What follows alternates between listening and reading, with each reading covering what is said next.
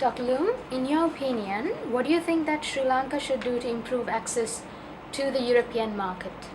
I think one possible solution can be, as in the Middle East, to have in every embassy and every consulate a dedicated person explicitly focused on the labor market, and who can be sending information back on the latest schemes, on the shortages, on different opportunities across the EU, sending that information back to the relevant ministries, the Labour Ministry, Migration Departments, the Foreign Employment, the Sri Lanka Foreign Employment Bureau, because I think the communication channels need to be improved. There needs to be more information, because as we heard this morning, there's a lack of systematic information. It's not flowing.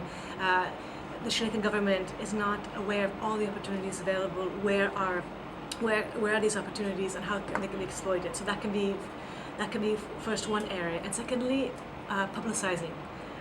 So shifting then first, sharing the information, having a dedicated person, focused on the labor market, and then from there, once that information is collected, then getting the information out, both to the official agencies, but also the newspapers, because otherwise people will continue just to think about the Middle East. So to encourage also Sri Lankans on the ground, or the average citizen, also to think about other destinations in Europe that can also ensure them stronger labor rights. Also, how can Sri Lanka use the diaspora in the EU to improve access to the EU labor market? In my opinion, from my experience already dealing with Sri Lankans in Italy, for example, this is already working very well. There's already an informal network. All my friends in Sri Lanka, their relatives have already been sponsored. So I'll go to a Sri Lankan home, and then so-and-so sister will come, and so-and-so. They're all related, so it's already happening, at least amongst family members, but also to a lesser extent amongst friends. It's happening. This informal networking is going on. What could be instituted is stronger links with the diaspora, especially the diaspora that's not going to come back, because I think the assumption is that a lot of these migrants will just go temporarily and then come back to Sri Lanka. But in the EU case, I don't think we can assume that, because from what I've seen in Southern Europe is that once Sri Lankans migrate, they're staying, they're building a life, they're homeowners. The Sri Lankans I know in Italy, they purchased homes, their children are going to Italian schools, so this is permanent settlement.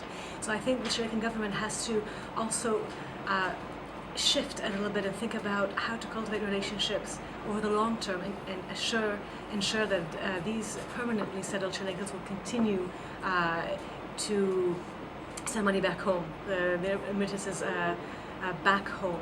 But I think already, I don't think the Sri Lankan government really has to do anything proactively. I think the networks will take care of themselves. It's more so cultivating relationships over the long term with permanently settled Sri Lankans who then take on EU nationality.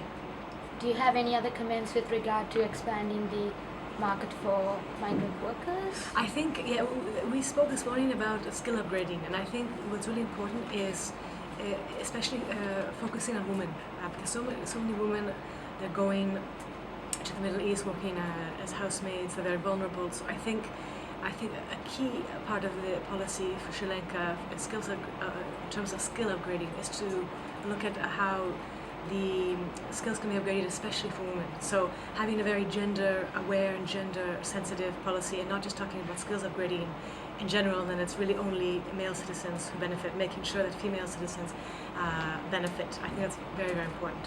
Thank you very much. Thank you.